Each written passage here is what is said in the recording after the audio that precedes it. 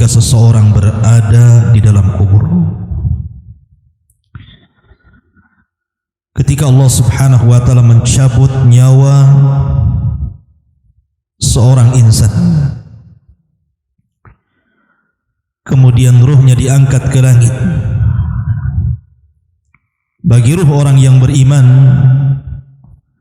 maka pintu-pintu langit akan dibuka kepada mereka. Dan Allah Subhanahu wa taala akan katakan kepada dia, kembalikan ruhnya ke dalam jasadnya dan angkatlah catatannya ke tempat yang paling tinggi. Tapi kalau seandainya dia seorang kafir munafik, jangankan lagi pintu langit kedua, ketiga sampai ketujuh, langit pertama pun tidak akan dibuka kepada orang kafir itu.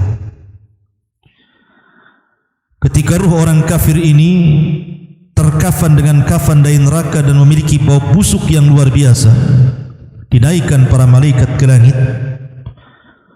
maka penjaga pintu langit yang pertama tidak mau membukakan pintunya. Sehingga Allah Subhanahu wa taala firmankan, la tufattahu lahu abwabus sama wa la yadkhulunal jannah hatta yalijal jamalu fi samil khiyat. Di mana pintu-pintu itu tidak akan dibuka kepada mereka, maksudnya pintu-pintu langit, dan mereka tidak akan dimasukkan ke dalam surga sampai ada cerita unta masuk ke liang jarum. Maka ruh itu kemudian dikatakan, lemparkan ruh ini ke dalam jasadnya dan letakkan catatan di tempat yang paling rendah di sijil. Ma'asyiral muslimin yang dimuliakan Allah Azza wa Jalla, ketika ruh sudah kembali dalam jasad dalam kuburan itu, apa yang terjadi? Peristiwa apa yang berlaku? Ma'asyiral muslimin yang dimuliakan Allah Subhanahu wa taala, maka ulama mengatakan bahwa manusia ketika di malam hari atau malam pertama dalam kuburan tidak lepas daripada 4 perkara. Pertama, dhammatul qabri, yang disebut dengan himpitan kuburan. Yang kedua, fitnatul qabri, fitnah kubur yang disebut dengan su'alu malakaini, pertanyaan 2 malaikat, Munkar dan Nakir. Kemudian yang ketiga, azabul qabri, azab kubur. Dan yang terakhir, ni'matul qabri, nikmat kubur. Baru orang ini apakah kemudian dilapangkan kuburnya atau disempitkan kuburnya, tergantung kemana arahnya, kepada azab kubur ataukah nikmat kubur. Ma'asyiral muslimin yang dimuliakan Allah Subhanahu wa taala, setiap manusia, apakah Anda mukmin ataukah Anda kafir, maka setiap manusia yang dimasukkan ke dalam kuburan pasti akan mendapatkan himpitan yang disebut dengan dhammatul qabri, himpatan kuburan. Saya, Anda, siapapun, bahkan orang mulia sekalipun, mereka tetap akan mendapatkan himpitan kuburan, kecuali para nabi, terutama nabi kita yang mulia alaihi salatu wassalam, karena dia maksum. Perhatikan sebuah hadis ketika Nabi SAW menghadiri kematian Sa'ad ibn Mu'ad, yang saat kematiannya kata Nabi SAW, turun para malaikat sebanyak 70.000 malaikat yang tidak pernah turun sebelumnya untuk menyaksikan kematian Sa'ad ibn Mu'ad ini. Bahkan arsy Allah Subhanahu wa taala tergoncang karena kematiannya.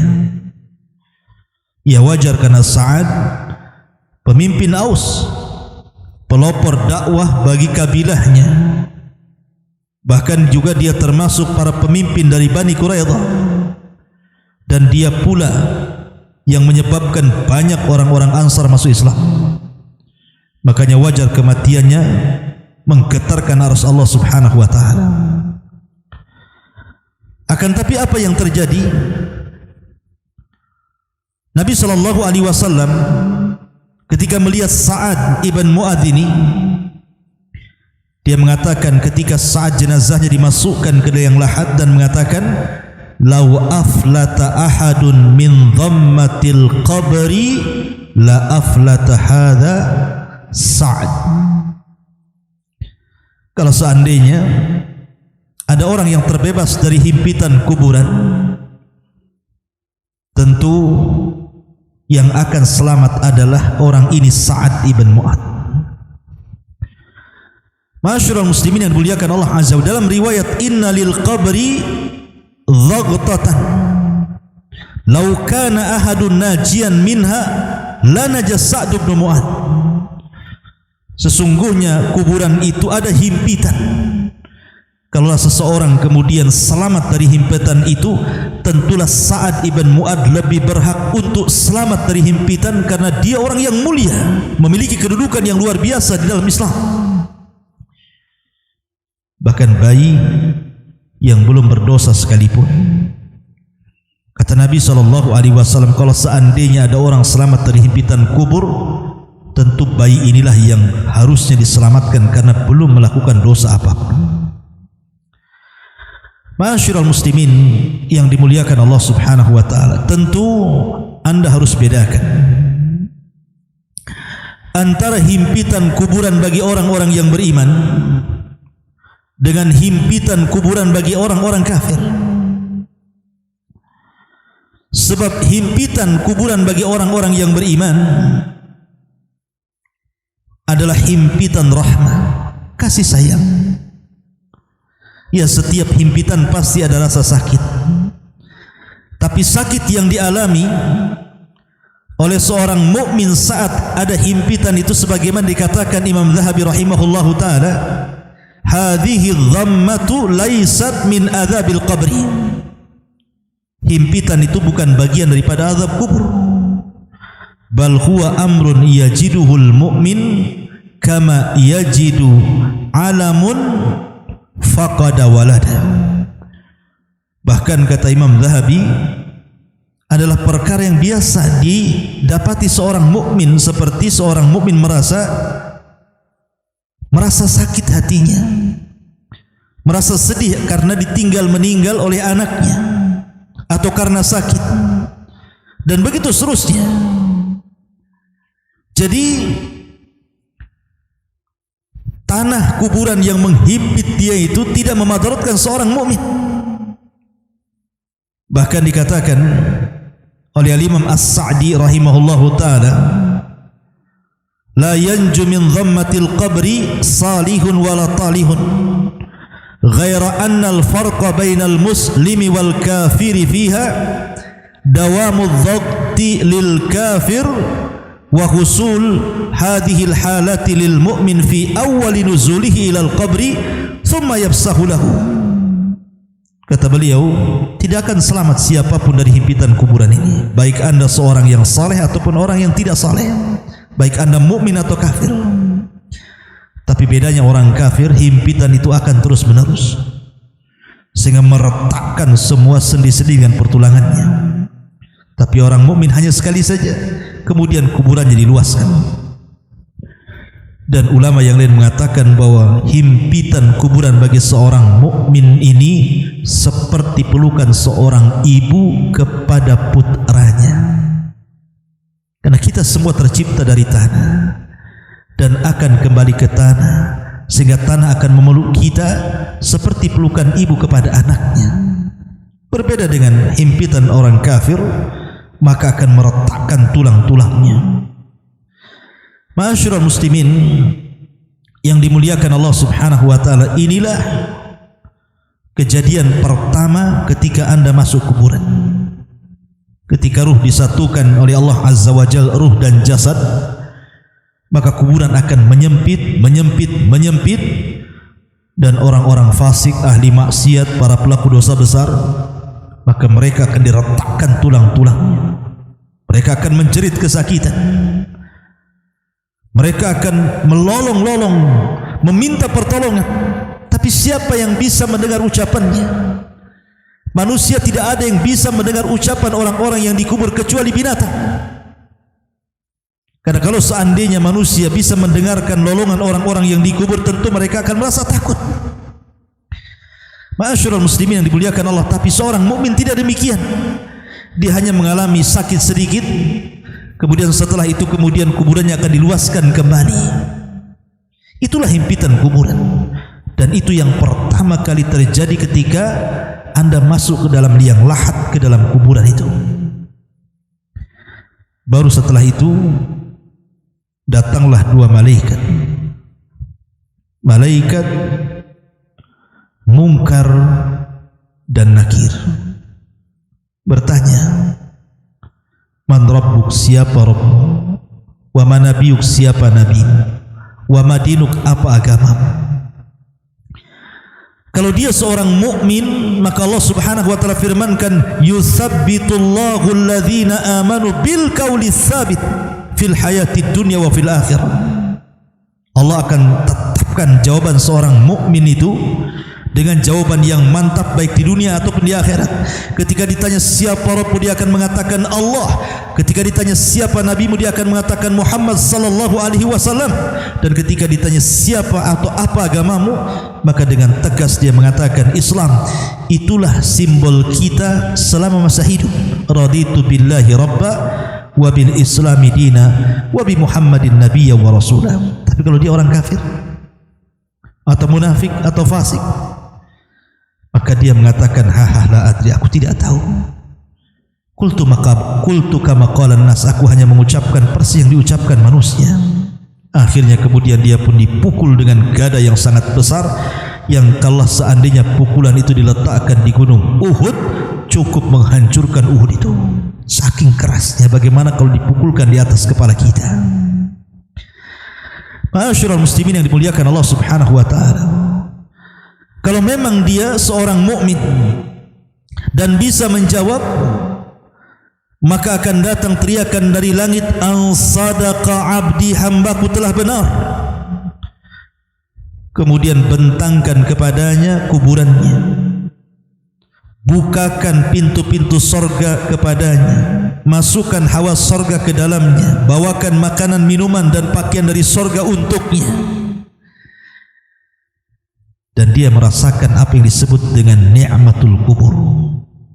Disitulah datang orang yang sangat tampan, baik, ngajak bicara, lupa waktu. Tiba-tiba kiamat sudah akan dibangkitkan. Dia mengatakan, ya Rabb aqimis sa'ah, ya Rabb segerakan bangkitkan kiamat supaya aku bisa kembali kepada harta dan keluargaku. Tapi orang kafir, orang fasik, dia tidak bisa menjawab, sehingga dia akan terus dihimpit dalam kuburan itu dan mendapatkan adab kubur. Ruhnya setiap hari keluar masuk neraka, naudzubillah. Ma'asyiral muslimin yang dimuliakan Allah Subhanahu wa taala, dari sini terjadi ardu makanihi alaihi fil jannati awin nar. Kalau orang sudah ditentukan, yang satu mendapatkan nikmat kubur, yang satu mendapatkan adab kubur, maka akan ditampakkan kepadanya gambaran-gambaran tempat duduk dia di mana, di sorgakah dia, di nerakakah dia.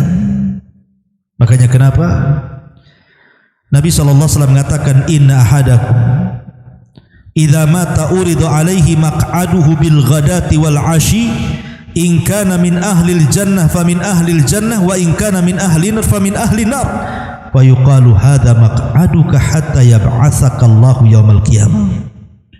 Apabila salah seorang di antara kalian meninggal, ditampakkan tempat duduknya setiap pagi dan petang. Kalau dia termasuk penduduk sorga, ditampakkan sorga padanya. Kalau dia termasuk penduduk neraka, ditampakkan neraka padanya. Dan dikatakan itulah tempat dudukmu yang Allah akan tempatkan kau pada hari kiamat. Naudzubillah. Ma'asyiral muslimin yang dimuliakan Allah Subhanahu wa taala, kita hanya bisa berdoa kepada Allah Subhanahu wa taala, semoga kita diselamatkan daripada fitnah kubur, diselamatkan daripada azab kubur. Makanya kita disuruh berdoa sebelum salat dari beberapa fitnah. Salah satunya adalah fitnah kubur. Karena fitnah kubur ini bisa saja raudun min riyadil jannah atau hufrun min hufarin nar.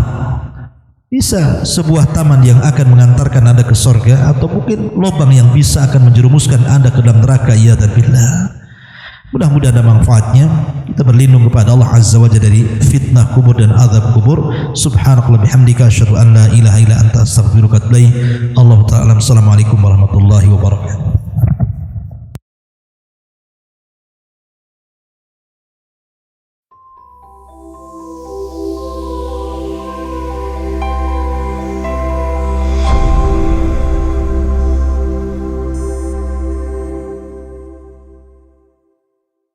Ma'asyiral muslimin, kemuliaan seseorang itu ketika terangkai antara ruh dan juga jasad. Karena ketika jasad itu mengandung ruh, maka kita bisa lihat ketika mereka hidup di permukaan bumi. Sebagian mereka menggunakan pakaian dengan berbagai macam corak, kendaraan dengan berbagai macam merek, tinggal di rumah megah mewah dan mahal harganya. Tapi ketika ruh itu dicabut dari jasadnya, maka jasad itu akan masuk di bawah tanah dan tidak ada kemuliaan sama sekali. Makanya siapapun yang meninggal, apakah orang kaya, orang miskin, pemimpin ataupun rakyat, tetap saja pakaian mereka sama, putih, murah, dan akan dimakan cacing tanah. Ma'asyiral muslimin yang dimuliakan Allah Subhanahu wa taala, dalam sebuah hadis disebutkan dari hadis Bara bin Azib radhiyallahu an, ketika Nabi sallallahu alaihi wasallam menunggu di mana sebagian para sahabat sedang menggali kuburan dan sedang dibuatkan lahat. Disitulah Nabi sallallahu alaihi wasallam memberikan ceramah kepada para sahabat sambil menunggu kuburan itu digali. Kemudian Nabi sallallahu alaihi wasallam bercerita tentang bagaimana ruhnya seorang mukmin dan ruhnya seorang kafir apabila dicabut Allah Subhanahu wa taala lewat malakul maut. Kata Nabi sallallahu alaihi wasallam, apabila ruh itu dicabut, tabi'ahul basar, maka pandangan akan mengikutinya. Makanya setiap orang yang mati pasti melotot. Disitulah disunnahkan untuk diusap dan ditutup supaya tidak menakutkan orang lain. Dan ruh dicabut itu dari mulut seseorang. Kata Nabi sallallahu alaihi wasallam, apabila ruh itu seorang mukmin, maka ruh itu akan dicabut dimulai daripada ujung-ujung jari tangan dan kaki. Kemudian pelan-pelan naik sampai ke tenggorokan. Dari situlah kemudian ruh keluar daripada lisannya. Kata Nabi SAW, keluarnya seperti air yang terakhir keluar dari botol. Anda bisa bayangkan, kalau seandainya sedang memegang botol aqua dan itu masih penuh airnya, kemudian kita tuangkan, tentu air itu akan sangat deras keluar. Tapi ketika dalam botol itu cuma satu tetes saja yang tersisa, tentu apabila kita tuangkan akan berjalan pelan-pelan. Kata Nabi SAW, ruhnya seorang mukmin itu ketika keluar seperti tetesan terakhir yang keluar dari mulut teko. Artinya pelan. Disitulah Allah Subhanahu wa taala mengutus 3 malaikat. Pertama malakul maut, Dan yang kedua, Malakur Rahmah. Dua malaikat rahmat yang membawa kain kafan dari sorga dan hanut, wewangian dari sorga. Disitulah dua malaikat ini membisikkan di telinga orang yang sedang sakaratul maut dari ruh-ruhnya orang-orang yang beriman. Dan mengatakan, irji'i ila rabbiki radiyatan mardiyah. Keluarlah dan kembalilah kepada keridhaan Allah Subhanahu wa taala.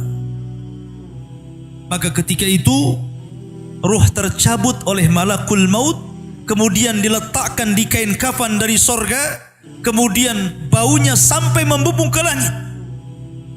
Para malaikat yang di langit bertanya, itu ruhnya siapa? Maka sebagian mereka mengatakan ruhnya fulan ibn fulan. Maka pintu langit pertama dibuka, kedua, ketiga, keempat, kelima, keenam, sampai ketujuh. Di sini Allah Subhanahu wa taala berfirman, letakkan catatan amalnya di tempat yang paling tinggi fil illiyin dan kembalikan ruh ke dalam jasadnya. Akhirnya kemudian para malaikat ini pun mengembalikan ruhnya ke dalam jasadnya. Ketika ruh itu sudah menyatu lagi dengan jasadnya, kemudian dia tersadar. Kata Nabi SAW, dia sempat mendengar suara terompah orang-orang yang mengantarnya. Ketika suara terompah orang-orang yang mengantarnya semakin jauh, kemudian keluar dari areal kuburan, disitulah dua malaikat yang disebutkan dalam riwayat Munkar dan Nakir bertanya tentang tiga perkara. Pertama bertanya tentang man rabbuka, siapa Tuhan. Yang kedua, wa ma nabiyuka, siapa nabimu. Dan yang ketiga, wa ma dinuka, apa agama. Maka Allah Subhanahu wa taala gambarkan orang-orang yang beriman, yusabbitullahu alladhina amanu bil qauli tsabit. Bahwa orang-orang yang beriman itu Allah mantapkan jawabannya. Apabila ditanya siapa Rabbmu, maka dia akan bertanya Allah. Apabila ditanya siapa nabimu, maka dia akan menjawab Muhammad sallallahu alaihi wasallam. Apabila ditanya apa agamamu, maka dia akan menjawab Islamlah agamaku. Ketika dia sanggup menjawab, tiba-tiba penyuruh dari langit mengatakan, sadaqa abdi, hambaku telah benar. Kemudian Allah Subhanahu wa taala berfirman, bentangkan kuburan itu seluas-luasnya. Kemudian hembuskan angin dari sorga. Maka tiba-tiba kuburan itu meluas. Kemudian angin dari sorga masuk ke dalam kuburan. Disitulah datang seseorang yang sangat tampan sekali, yang sangat indah sekali, yang sangat luar biasa tutur katanya. Tiba-tiba datang kemudian mengajak bicara, ngobrol. Tanpa terasa kemudian kiamat sudah dibangkitkan.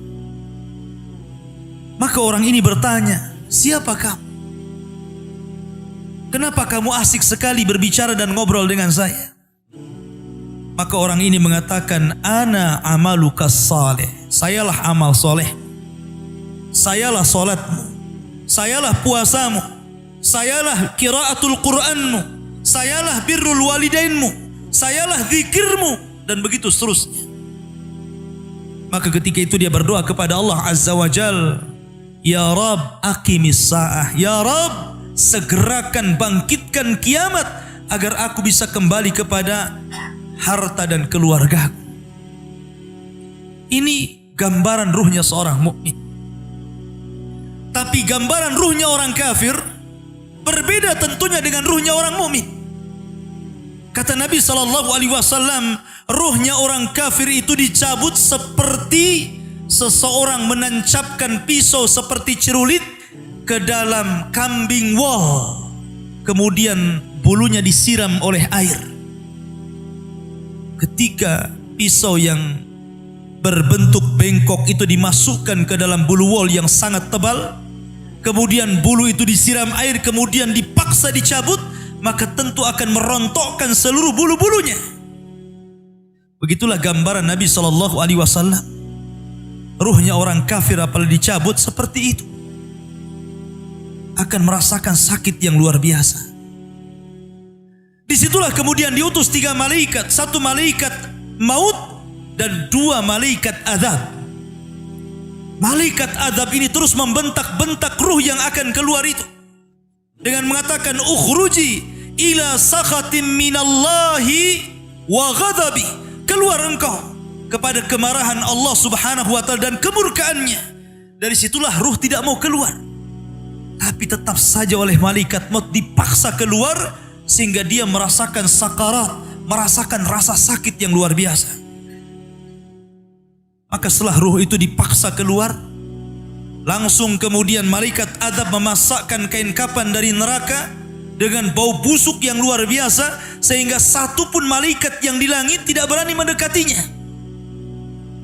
Akhirnya ketika ruh sudah masuk ke dalam kain kafan berbau busuk itu, malaikat hanya bisa saling melempar satu dengan yang lainnya. Tidak ada yang berani mendekat. Disitulah Allah subhanahu wa ta'ala takdirkan dia tidak bisa naik ke langit. Jangan lagi langit kedua, ketiga, keempat, keenam, sampai ketujuh. Langit pertama pun tidak dibukakan pintunya. Dan itulah isyarat Al-Quran. La tufattahu lahum abwabus sama wala yadkhulunal jannah hatta yalijal jamalu fi sammil khiyat. Bahwa pintu langit tidak dibukakan kepada mereka. Kalaupun dibukakan kepada mereka, mustahil. Dan mereka tidak akan masuk ke dalam sorga sampai ada cerita unta masuk ke liang jarum, kata Allah. Lihat bagaimana tersiksanya ruhnya orang kafir ini, ruhnya orang munafik.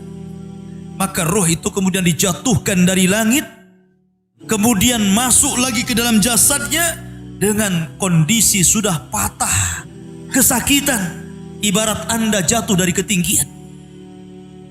Disitulah tiba-tiba ketika sadar, 2 malaikat Munkar dan Nakir sudah membentaknya. Man rabbuka, siapa Rabbmu? Dia hanya mengatakan, ha la adri, aqulu kama qalan nas wa fa'altu kama fa'alan nas. Aku tidak tahu, aku tidak tahu. Aku hanya mengatakan apa yang dikatakan manusia, dan aku hanya berbuat apa yang aku lihat manusia berbuat. Hanya taklid, ikut-ikutan. Maka dia pun dipukul setiap salah menjawab dengan gada malaikat yang kalau diletakkan di gunung Uhud, hancur gunung Uhud itu, kata Nabi SAW. Kemudian ditanya tentang siapa nabinya, tidak bisa menjawab. Kemudian ditanya tentang apa agamanya, tidak bisa menjawab. Maka ketika itu datangkan laki-laki yang jelek, laki-laki yang tuli, laki-laki yang bisu, yang hanya di tangannya palu yang siap memukul-mukul dia sampai kiamat dibangkitkan. Masyarul muslimin yang dimuliakan Allah Azza wa Jalla. Ketika itu ada seruan dari langit, angkadzaba abdi, hambaku telah berdusta. Sempitkan kuburannya, bukakan pintu ke arah neraka, biar hembusan-hembusan neraka masuk ke dalam kuburan. Dari sinilah Utsman bin Affan radhiyallahu anhu, seorang khalifah, apabila diceritakan sorga dan neraka, Utsman tidak pernah menangis.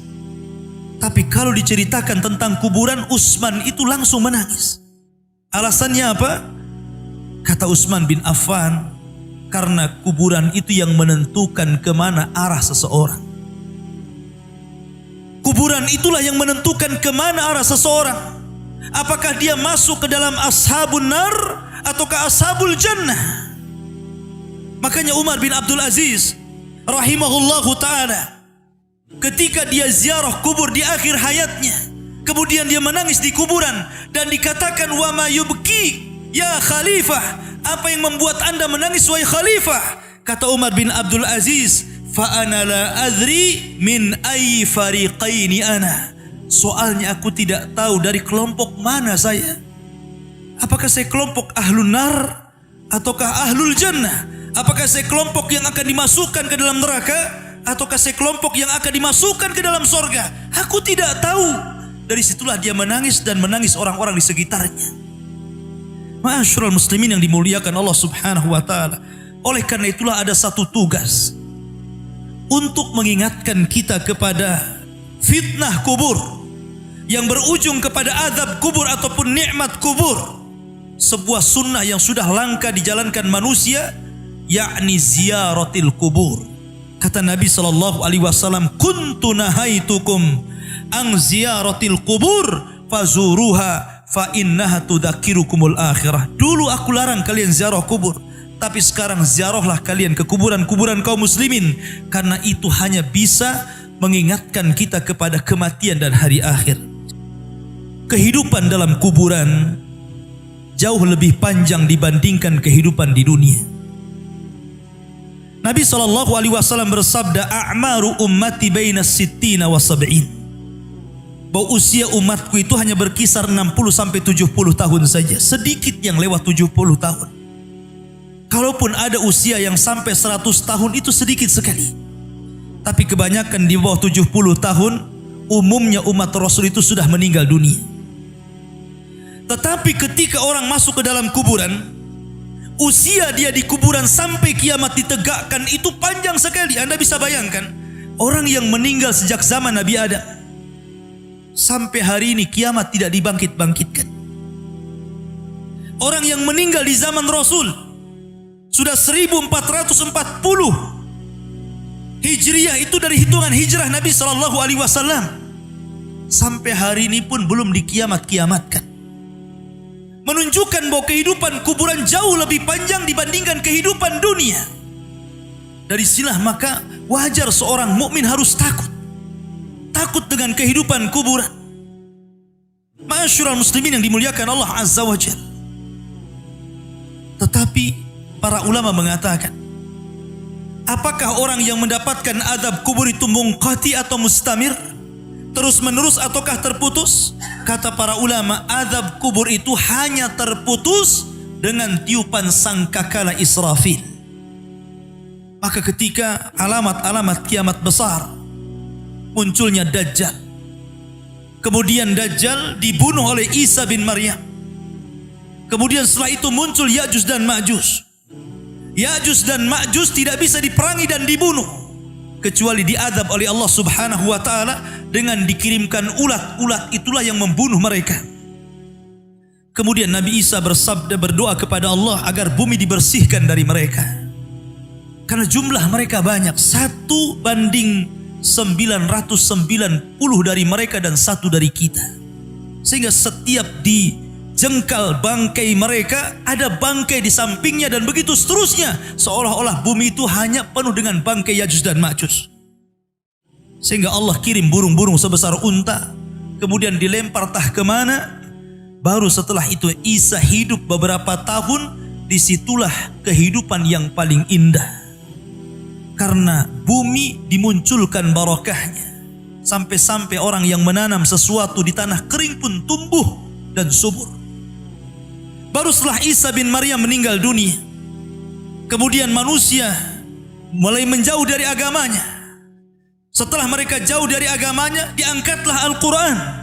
Sehingga tidak ada satupun tulisan di dunia, sehingga orang yang hendak membacanya kosong Al-Qurannya. Orang hendak mengeluarkan dari hafalannya, lupa hafalannya. Ketika itu manusia mulai terpecah menjadi 2 antara mukmin dan kafir. Di saat itulah, ketika mereka tertidur di malam hari, kemudian bangun di pagi hari, matahari tidak muncul. Ditunggu sampai duhur, matahari tidak muncul. Ditunggu sampai asar, matahari tidak muncul.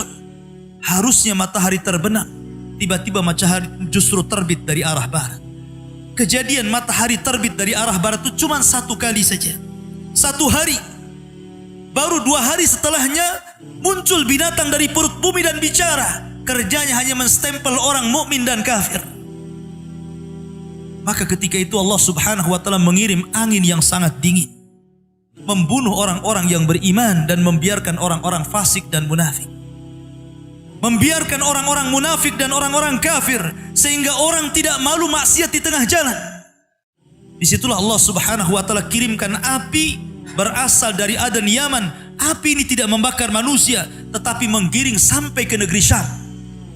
Disinilah Nabi SAW bersabda, la taqumus sa'ah illa ala syiraril khalqi. Tidak mungkin tegak hari kiamat kecuali tegak di atas manusia yang paling buruk.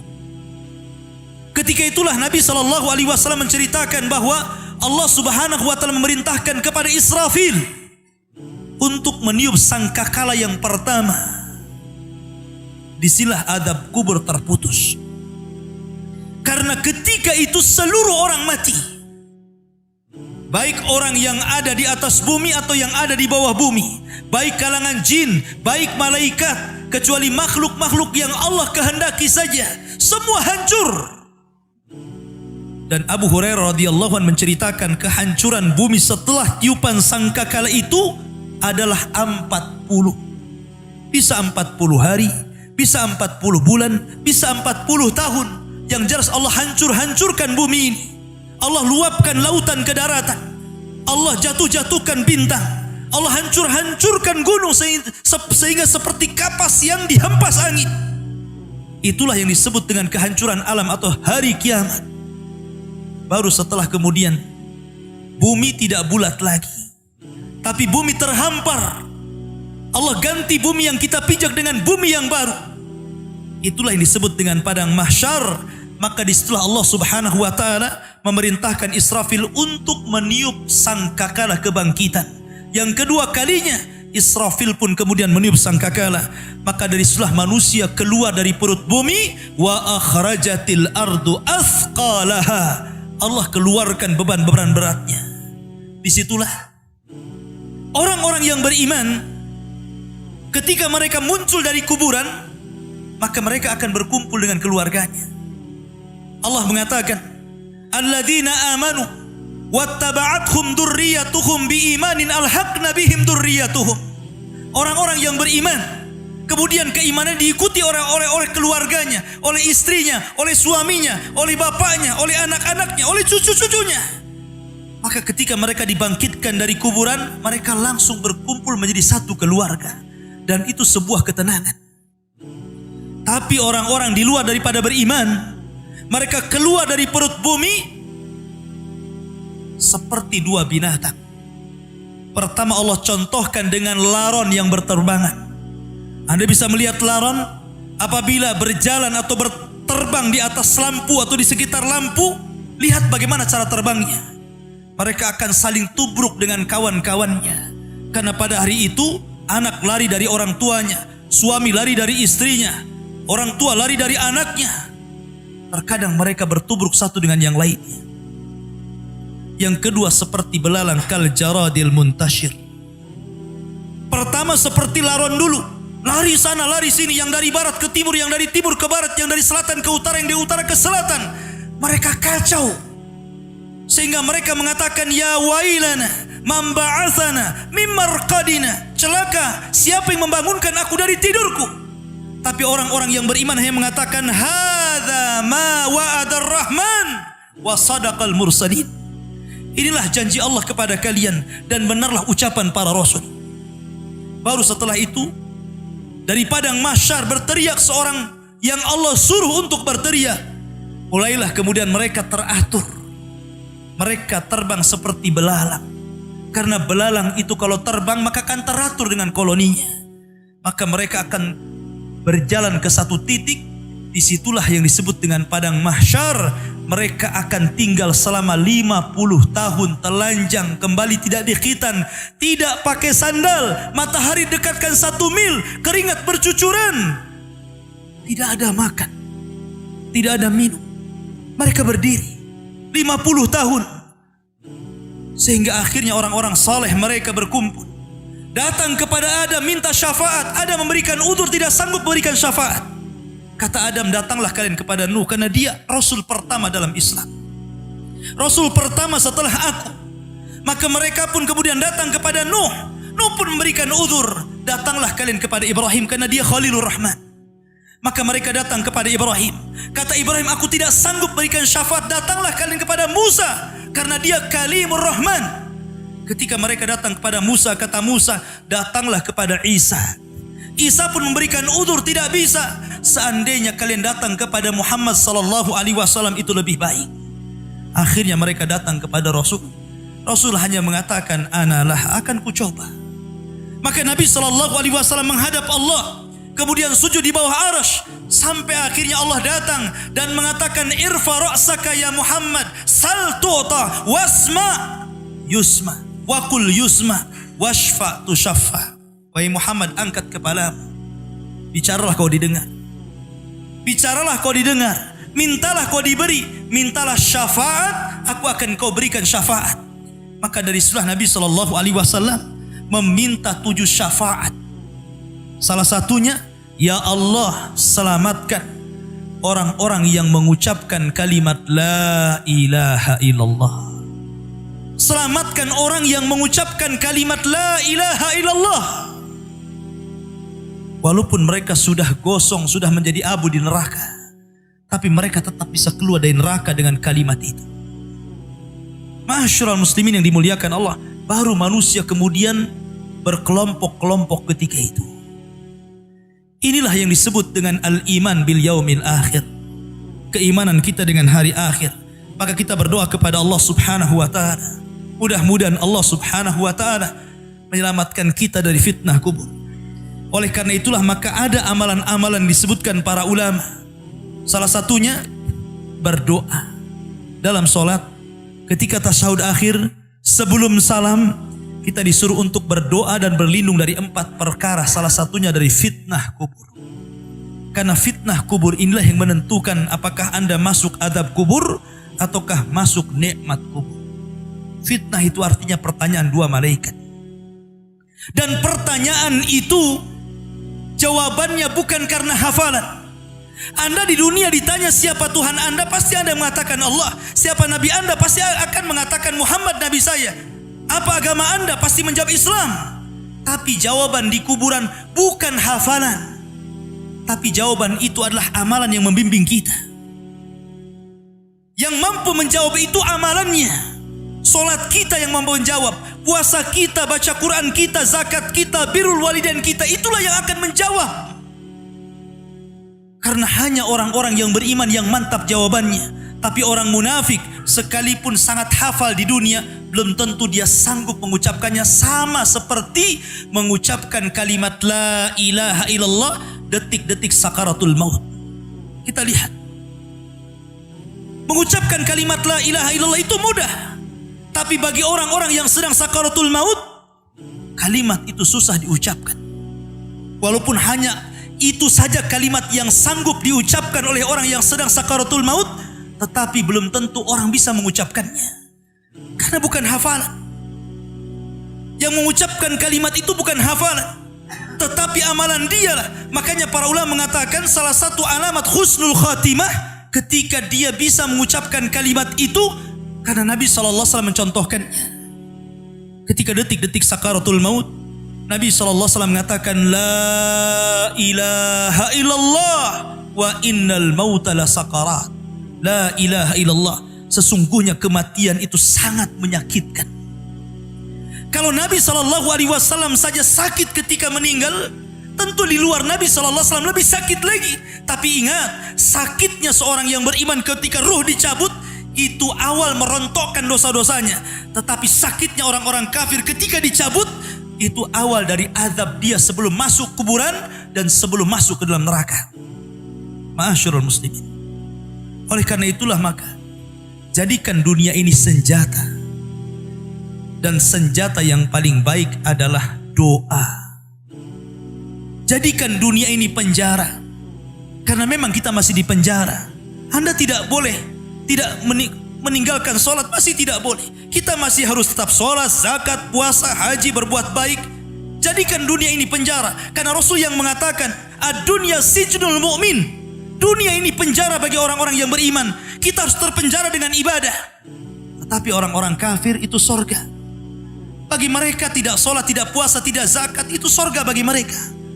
Tapi orang-orang yang beriman, walaupun sesenang apapun Anda diberikan harta yang banyak sekalipun, tetap saja kewajiban sholat tidak boleh ditinggalkan. Tetap saja kewajiban zakat tidak ditinggalkan. Tetap saja kewajiban haji tidak boleh ditinggalkan. Walaupun Anda sudah jadi presiden sekalipun. Karena dunia ini penjara bagi orang-orang yang beriman. Sebab kalau orang sudah mati, tidak ada perbedaan apakah Anda presiden, menteri, rakyat, orang kaya, orang biasa, sama di kuburan itu. Dan tidak bisa dibanggakan kecuali amalannya.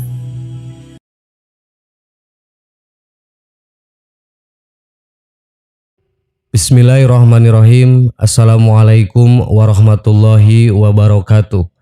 Sahabat yang beriman, kematian adalah sebuah kepastian yang akan dijalani oleh setiap makhluk yang bernyawa. Setelah ajal menjemput, manusia akan menjalani kehidupan di alam barzah hingga hari kiamat nanti. Menurut Al-Quran dan Al-Hadis, di dalam kubur mayat akan ditanyai oleh dua malaikat Allah Subhanahu wa Ta'ala, yakni malaikat Munkar dan Nakir. Pertanyaan kubur atau fitnah kubur ini digambarkan begitu menyeramkan dengan siksaan yang begitu menyakitkan. Namun ternyata ada golongan manusia yang bisa terbebas dari pertanyaan kubur ini. Siapa saja mereka? Berikut ringkasannya. 1. Golongan manusia yang mati syahid. Golongan pertama yang terbebas dari pertanyaan kubur adalah manusia yang mati dengan jalan syahid. Dari sebuah riwayat dari Rashid bin Sya'ad disebutkan bahwa ada seseorang yang bertanya pada Nabi Muhammad SAW, "Wahai Rasulullah SAW, mengapa orang-orang beriman akan diuji dalam kubur kecuali para syuhada?" Beliau menjawab, "Kilatan pedang yang berkelabat di atas kepala mereka sudah cukup menjadi ujian bagi mereka." 2. Golongan yang berjaga di tapal batas wilayah muslim untuk mencegah serangan musuh karena Allah Subhanahu wa Ta'ala. Golongan selanjutnya yang terbebas dari fitnah kubur adalah mereka yang menjaga perbatasan kaum muslim dari para musuh laknatullah. Mereka yang bekerja lalu kemudian meninggal ini akan terbebas dari pertanyaan. Ribat sehari semalam lebih baik daripada puasa dan sholat malam sebulan. Kalau seseorang mati dalam kondisi seperti ini, amalnya akan mengalir dan dicurahkan rizki atasnya serta dijamin bebas dari pertanyaan kubur. Hadis riwayat Tirmizi dan Abu Dawud. 3. Orang yang meninggal karena sakit perut. Ternyata orang yang meninggal dunia karena sakit perut juga akan terhindar dari fitnah kubur atau pertanyaan malaikat Munkar dan Nakir. Abu Daud mengeluarkan hadis secara marfu. Siapa mati karena penyakit dalam perutnya tidaklah dia disiksa dalam kuburnya. Juga riwayat Ibnu Majah, Al-Baihaqi dan At-Tirmidzi di mana dia menganggap itu hasan. Selain itu, Abu Ishaq As-Su'aibi berkata, Sulaiman bin Sa'd berkata kepada Khalid bin Urfat atau sebaliknya Khalid berkata kepada Sulaiman, "Apakah kamu mendengar Rasulullah SAW bersabda, barang siapa meninggal karena sakit perut tidak akan diazab dalam kuburnya?" Salah seorang dari mereka menjawab, "Iya." 4. Orang yang sering membaca surat Al-Mulk. Ternyata membaca dan mengamalkan Al-Quran dengan sungguh-sungguh akan membuat orang terhindar dari siksa kubur. Hal ini biasanya dilakukan Rasulullah SAW setidaknya malam Jumat. Rasulullah SAW menyebutkan surat ini dengan al-ma'aniyah atau pencegah atau penahan dari siksaan. Beliau bersabda yang artinya, dialah surah pencegah yang mencegah pembacanya dari siksa kubur. Riwayat An-Nasa'i, hadis riwayat At-Tirmidzi meneruskan Ibnu Abbas, barang siapa yang pada setiap malam membaca Tabarok, maka dia akan dicegah oleh Allah Azza wa Jalla dari siksa kubur. Hadis riwayat An-Nasa'i melalui Ibnu Mas'ud. Abu Hurairah dan Jabir bin Abdullah pernah menerangkan bahwa Rasulullah SAW tidaklah beliau tidur malam sehingga ia membaca surat Alif Lam Mim Al-Kitab, Quran surat Asy-Sajdah dan Tabarok. 5. Meninggal pada hari Jumat. Rasulullah SAW bersabda, tidak ada seorang muslim yang meninggal pada hari Jumat atau malam Jumat kecuali Allah pasti akan menjaganya dari fitnah kubur.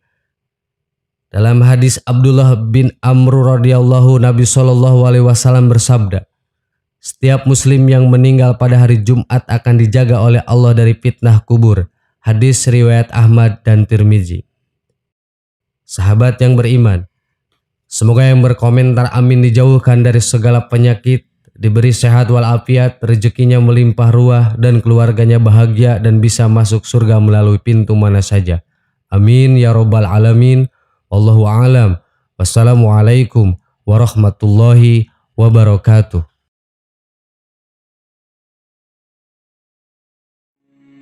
Bismillahirrahmanirrahim. Assalamualaikum warahmatullahi wabarakatuh. Sahabat yang beriman, tidak ada satupun yang mengetahui kecuali Allah penghuni kubur mana yang mendapatkan rahmat dan mana yang mendapatkan siksa.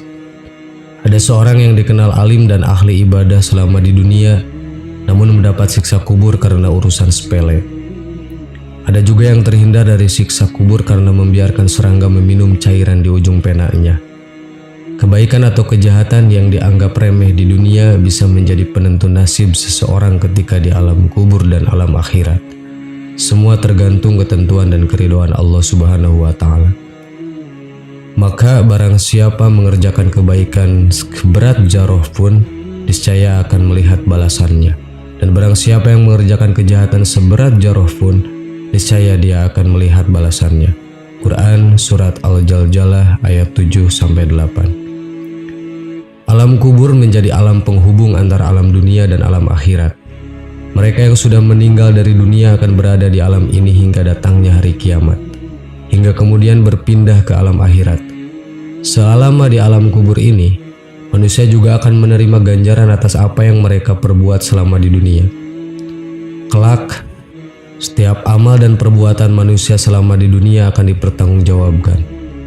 Apabila seseorang sering melakukan perbuatan buruk selama hidup di dunia, maka kelak ia akan mendapatkan azab sebagai balasan atas perbuatannya. Bahkan balasan atas segala perbuatan manusia akan dimulai sejak berada di alam kubur. Apabila di dunia ini senantiasa berbuat buruk, maka kelak ia akan mendapatkan siksa kubur. Sedangkan jika selama hidup di dunia ia selalu berbuat baik, maka ia kelak akan terhindar dari siksa kubur. Sebenarnya Allah Subhanahu wa Ta'ala telah menceritakan tentang siksa kubur, terutama siksa kubur yang ditimpakan kepada Fir'aun dan kaumnya. Allah menyebutkan hal tersebut di dalam Al-Quran Surat Al-Mu'min ayat 45 sampai ayat 46.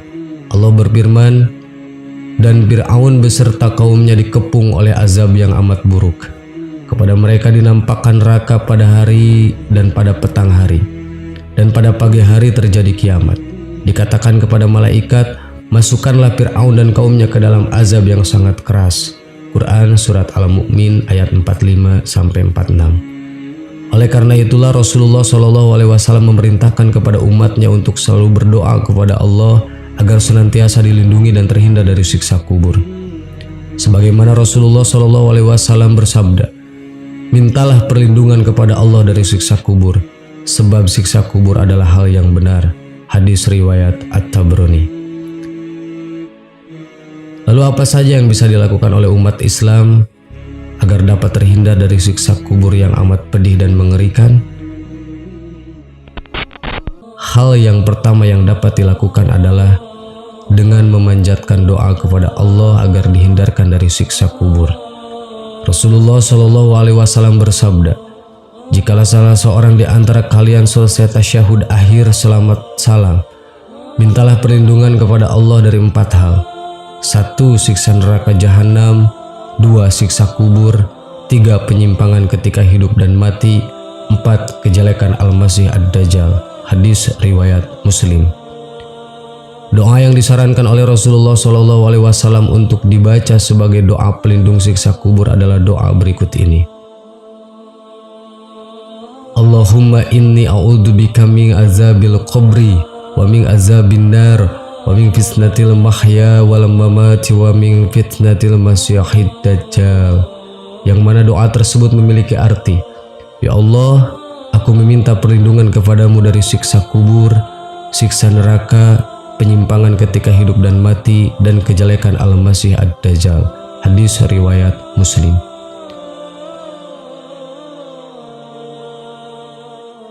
Kemudian hal yang kedua yang dapat melindungi seseorang dari siksa kubur adalah membaca Al-Quran Surat Al-Mulk. Sebagaimana disebutkan dalam sebuah hadis dari Abdullah bin Mas'ud, ia berkata, barang siapa membaca Tabarakalladzi biyadihil mulk, Surat Al-Mulk setiap malam, maka Allah akan menghalanginya dari siksa kubur. Kami di masa Rasulullah SAW menamakan surat tersebut Al-Ma'niyah, penghalang dari siksa kubur. Dia adalah salah satu surat di dalam kitabullah. Barang siapa yang membaca setiap malam, maka ia telah memperbanyak dan telah berbuat kebaikan. Hadis riwayat An-Nasai. Ketiga, amalan yang dapat dilakukan untuk mencegah siksa kubur adalah rajin bersedekah kepada orang-orang yang membutuhkan. Sesungguhnya sedekah itu akan mengurangi kepanasan, siksa kubur dari yang selalu memberikan sedekah. Dan bahwa sesungguhnya seorang mukmin itu akan dapat bernaung di bawah naungan sedekahnya di hari kiamat. Hadis riwayat At-Tabrani. Selanjutnya, cara keempat adalah dengan berwasiat agar tidak ditangisi secara berlebihan oleh pihak keluarga dan kerabat atas kematiannya. Dalam sebuah hadis disebutkan, seseorang yang mati itu akan disiksa dalam kuburnya karena ia ditangisi sewaktu kematiannya. Sebab itu wasiatlah di waktu hampir kematian agar keluarga tidak ada yang menangisi dengan cara menampar-nampar pipi, menggoyang-goyangkan baju sebagaimana bentuk rasa kehilangan yang dalam atas kematiannya. Akan tetapi tidaklah mengapa kalau menangis biasa saja.